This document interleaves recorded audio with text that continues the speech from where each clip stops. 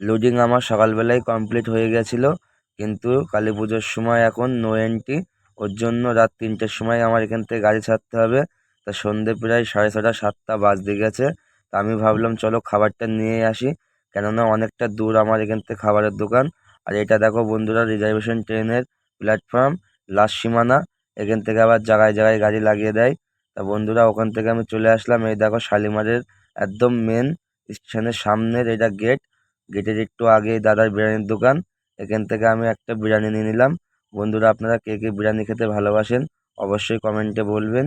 তা বন্ধুরা বিরিয়ানি নিয়ে আমি ওখান থেকে চলে এসেছি।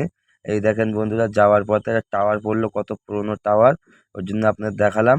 তা আমি গাড়িতে চলে এসেছি বন্ধুরা। এই যে জলের বোতল, ধূপকাঠি আর বিরিয়ানি এই যে নিয়ে চলে এসেছি। তা বন্ধুরা আমি হেঁটে অনেকটা কষ্ট হয়ে গেছিলো, তো জল আমি আগে খেয়ে নিলাম, আমার গলা শুকায় গেছিলো। তারপরে বের করে নিলাম বিরিয়ানি। এই দেখেন বন্ধুরা বিরিয়ানি, কে কে ভালোবাসেন অবশ্যই আমাকে বলবেন। তা বন্ধুরা বিরিয়ানিটা একেবারে খারাপ না, বনগার মতনই প্রায়, আরও খেতে ভালোই লাগছিল, গরম গরম তো, যার কারণে খেতে একটু ভালো লাগছিল।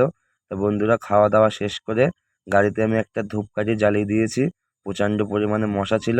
তা বন্ধুরা ভিডিওটি ভালো লাগলে একটি লাইক অবশ্যই করে যাবেন। ততক্ষণের জন্য